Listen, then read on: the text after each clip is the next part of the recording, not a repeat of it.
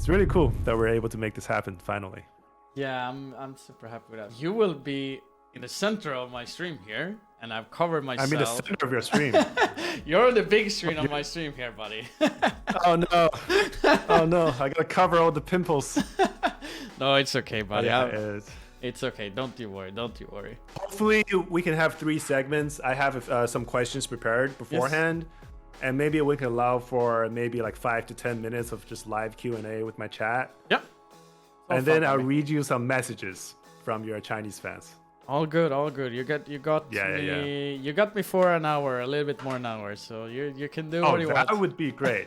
And our first question, I don't want you to answer right away. I want you to keep it in the back of your head. Okay. And then at the end of this, I'm going to ask you again. Okay. So, why Counter-Strike?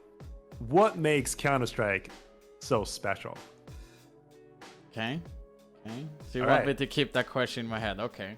Yeah, and maybe you have a better answer by the end of this, right? Yeah, I mean that's smart. And, that's smart. So our first question, and I'm going to read the question in Chinese first. Yes. So 有没有机会像红星和 Navi 一样来一场老 NIP 对阵新 NIP? So is there any chance to arrange for an old NIP versus new NIP show match, like what Gambit and Navi did? Oh, that's a hard one. Mostly because Fifth Line lives in USA, for example. Exist is a coach of Heroic nowadays. I'm a content creator, streamer nowadays, and Forrest and Freiberg is in Dignitas playing the main team. I think it could be too hard for get the whole puzzle to work up that is schedule-wise. I mean, there's always a chance. Of course, there's a chance, but I think it's the higher chance to see OG Virtus Pro versus OG NIP. A bigger chance in that instead of like the newer NIP, because the newer NIP is also competitive, in Tier 1 CS. They have a lot of tournaments, they have the boot camps and practice and so on. The same for Freiberg and Forest and me, in my own world, and Fifth Line in his own world, and Exist, perform with his team, So in my opinion, to answer it shorter, now I drag it out too long. I would say it's a too little chance that it's happening, but who knows? Maybe in the future someday, maybe, but it's too low chances if you ask me, sadly. And what are your thoughts on the current state of NIP? I actually liked when they added in EasyTag as the latest member and had the 2 academy players playing there back and forth. I think it was a great thing for the international scene and for the organization to show off the academy players, like they're really good or they're not working Tier 1 yet, maybe need more time, etc. But the thing is just like, I feel like a lot of people are criticizing NIP too much in that regard because of EasyTag got added into the team. They feel like there's something missing, like more firepower or whatever. But the thing is, EasyTag is probably the best puzzle to add into that team because he's such an all-round player. He's played everything except IGL, what I know.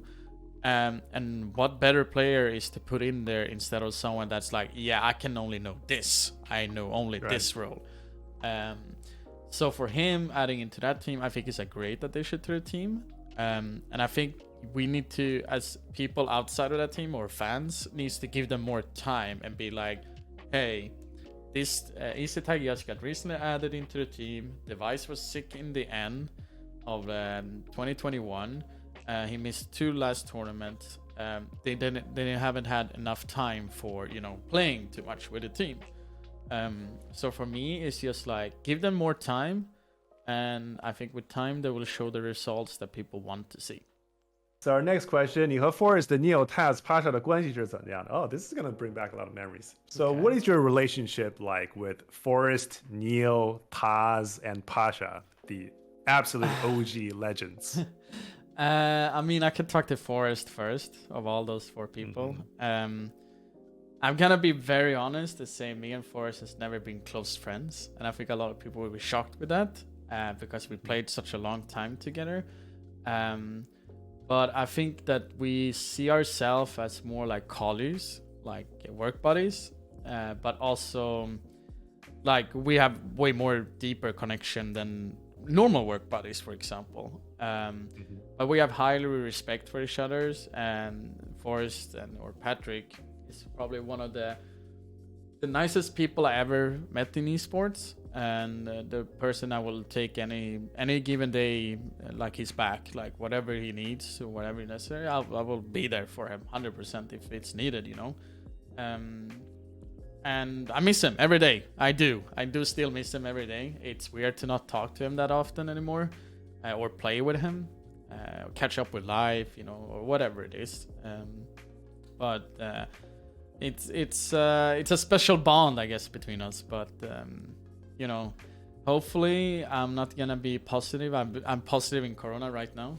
Hopefully I'm not gonna be that too much longer, because the guys in Dignitas gonna boot camp in a couple of days. So I wanna go there and meet them. I think it was at the major was last time I met them, and him especially, and before that was like 1.5 years. So it's not that much, and I'm not used to it, because before I met him too much, But I hope he's fine with his 2 kids and living good life. With Pasha and Taz and Neo, sadly, I think I've lost connections to them. All of them 3, sadly. I wish that I talked to them more. I also wish they also talked more to me. But I think it's like we're different generation, but still in the same school, I guess. But we have other priorities in life, and I mean, Pasha is going up and having a big fight, and all those big things. His focus needs to be there. I can't come and bother him with something stupid. And Neo and Taz still playing, which is amazing to me. I still try to watch their games as much as I can. But I haven't talked to them that much in quite a while. But it's good to know that I need to step it up, and talk to them a little bit more. So next question, 你是怎么学的英语? So how did you learn your English? And what did playing counterstrike? What part did that have in it? I mean, in Sweden, it's mandatory to learn English by some grade. I don't remember which age it is, but it's quite young. But in my opinion, the English in schools aren't that good, so you don't really develop the English like I did, for example. Everything I learned with English is basically speaking to people, like with traveling and meeting people face to face, and it doesn't matter if their English is bad, mine is bad. You need to train, more and more and to get better.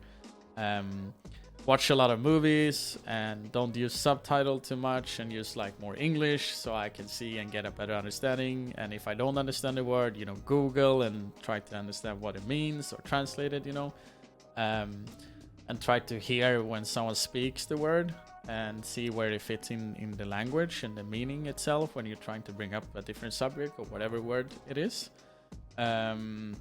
So for me, I've only learned, in my opinion, English straight up from meeting people and playing games with CS, basically.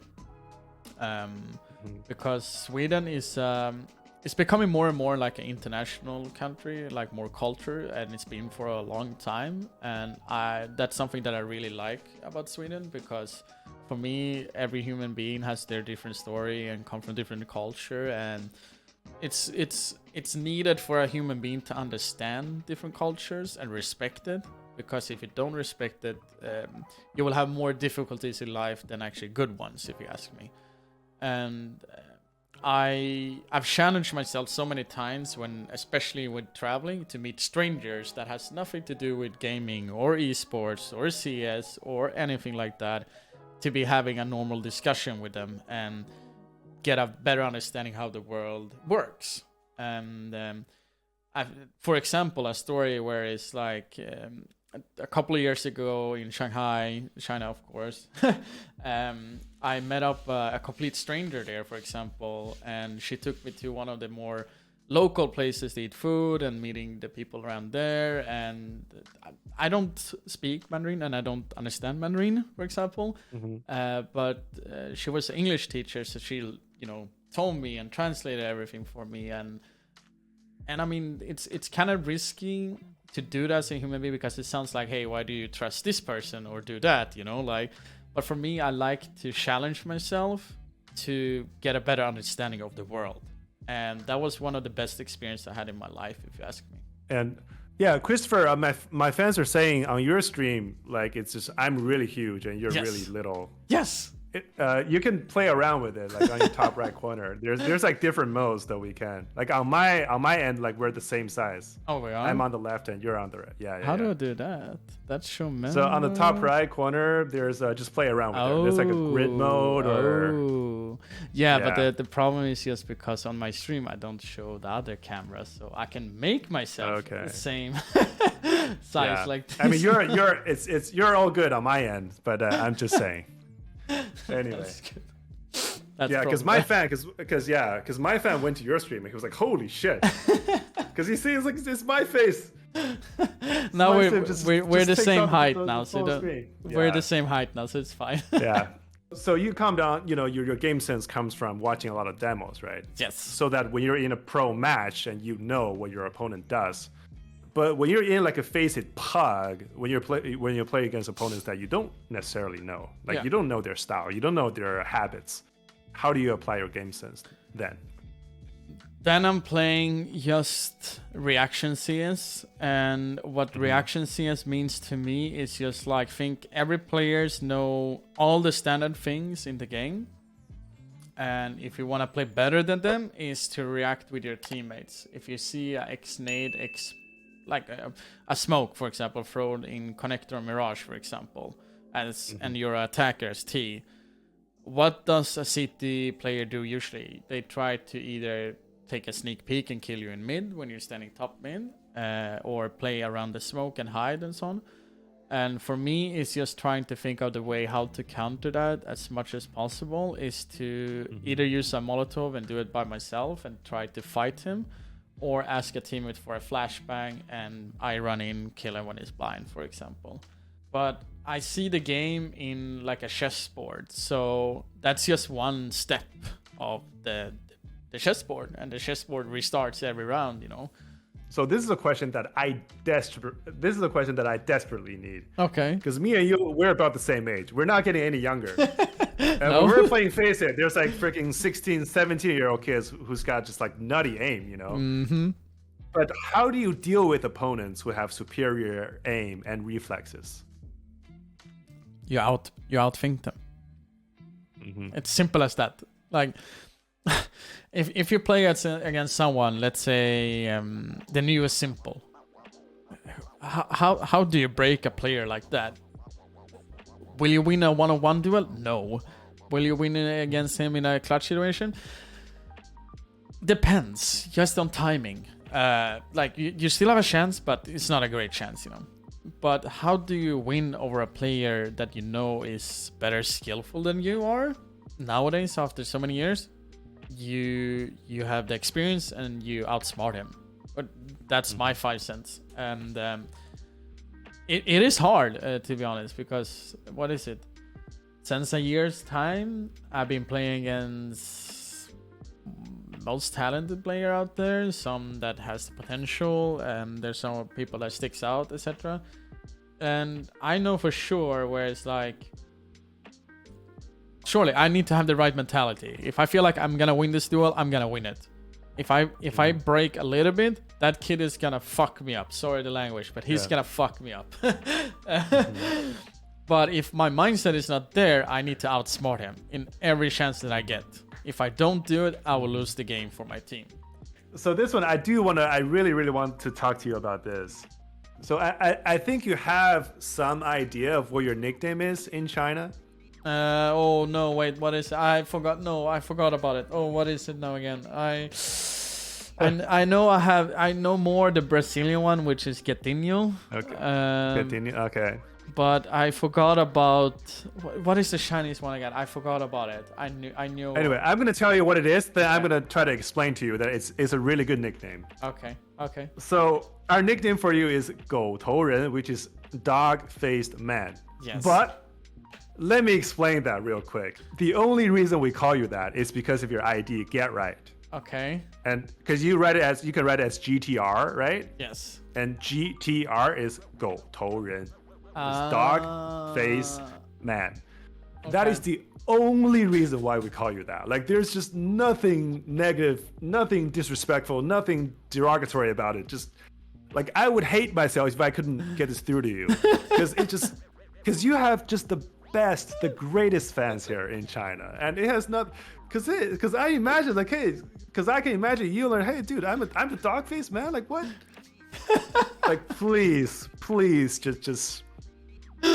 Did I get that through to you?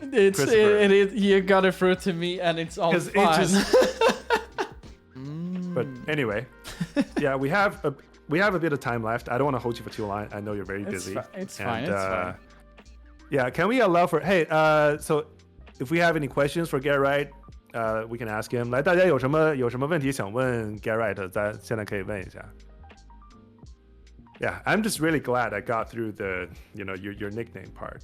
I was just because apparently like one of my fans told me that like someone told you on stream of what it is, and you were like, well, naturally, I guess a little upset, or just well, you couldn't be too happy about it, right? Like, I wouldn't be too happy. I'm gonna read some messages that your fans want to send to you, and then we'll call it a night. Okay. So this one's from your good friend Lao Jin. Oh, Lao Jin. Hi, Lao Jin. Yes. Yeah. So he says, well, I hope you will stay in the CS industry forever. Seeing you still active is really important to many old players and fans. Like, you and Forrest are forever gods in my heart.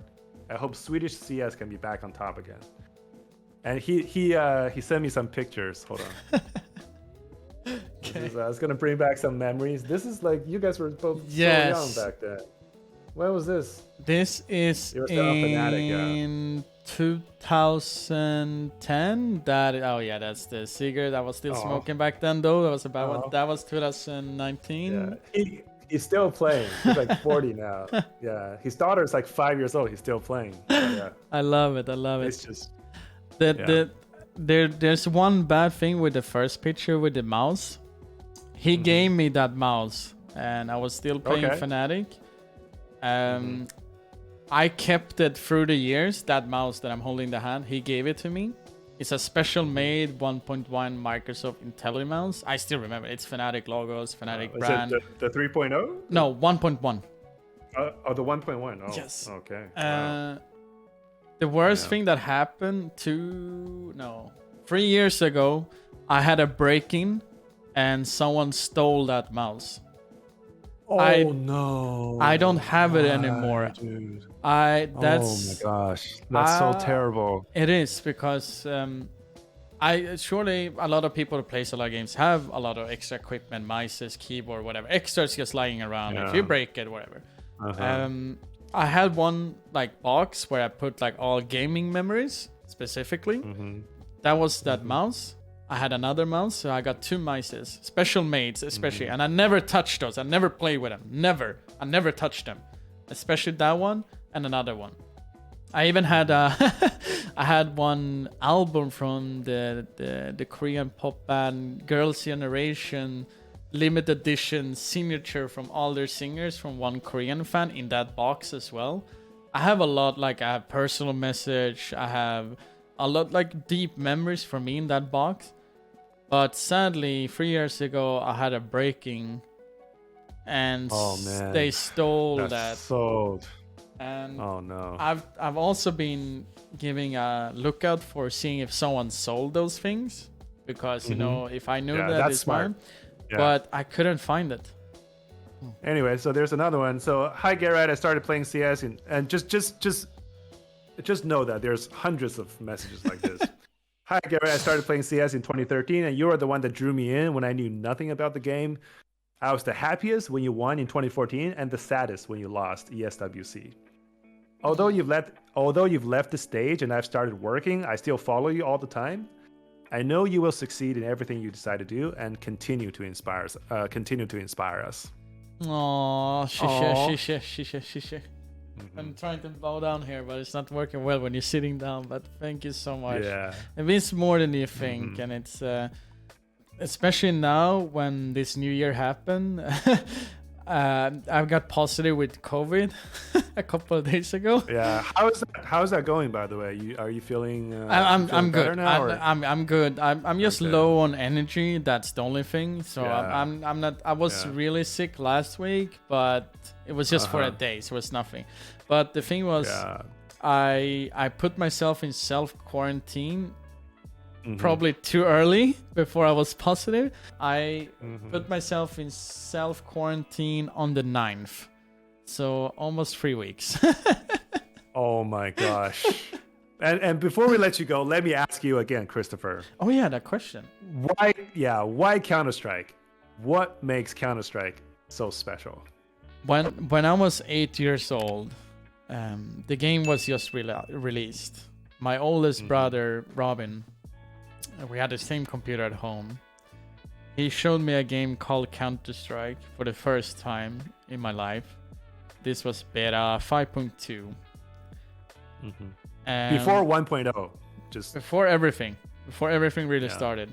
You could zoom on your M4. I'm talking like AUG was M4 back then. I'm talking about what? yes, and you could jump and shoot people. You could like your op can quick scope. You could do everything that you can't do nowadays. That's when I found the love of the game. In that first moment, and I was a base camper back in the days. I played a map called Siege. And there's a famous place. Yo, I remember that there are all these vents Yes. and the bots didn't work. The waypoints didn't work. Yes. The bots would never come. Never. I was just playing. You would just be playing against yourself. I remember that. Oh my gosh. In T-spawn, there was like a long corridor, and you run out between two like metal doors or whatever. It was really badly made back then. But there was a container, like a trash can, off their stairs when you went out. That was my favorite spot to camp for 10 minutes every round. I sit there with an MP5 with no armor and sitting in a corner like this. And I probably went 0-32 every game. But that's when my love became for CS. Where I heard people scream with 200 plus ping on the server. Sound like Americans, Europeans. I think we even had Asian people playing the servers. Everything was like internet was not like nowadays. Nothing. People had like 800 ping, or it was super weird times. It took you 10 minutes to connect to a server. It took so long. But that's, I don't know, somewhere there I found the love of that game.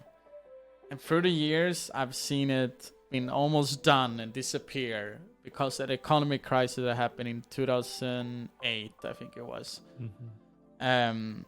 Like every partner is gone, no teams, nothing. You can't play tournaments. Then no one cares about it. Only ESL a little bit, and ESL was the driving force actually back in the days, helping it. I've lived in Gymnasium Hall to play for $20 as the maximum prize pool, and I went home losing $500 because I had to carry my big CRT monitor, and I was a super tiny kid and no muscles, less fatter, blonde as well. Running around with my big monitor and computer, and my father drew me to the tournaments. And I've seen arenas being entering full with people that played CS to love the game, to love the teams, and seeing it all changes to what I had a dream when I was a kid, where I told my father, if I'm not mistaken, I could be wrong with this, but I'm pretty sure I told my father when I was a kid, one day it's gonna be a full arena of gamers playing this game, and millions gonna follow it. Thank you so much for taking our time to do this. I think that we got to know the person behind the legend a little bit. No, thank you. This is gonna be something that, this interview is gonna inspire like so many more people. I know that. I'm gonna upload the whole thing. I'm gonna upload segments of it on TikTok. I'm just gonna this is gonna help a lot of people. I know that. Thank you so much. much. Just thank you so much. Thank you. Is this Stefan? Stefan. Yes. Stefan for coordinating. Yes. All thanks to him. And okay, I'm gonna ask everybody. 来，大家说 Thank you, Christopher. Thank you, Get Right. I'm gonna ask everybody to say thank you to you. 来，大家说谢谢，不要停啊，不要停啊！我给 Get Right 看到，大家不要停啊！大家说 Thank you 啊。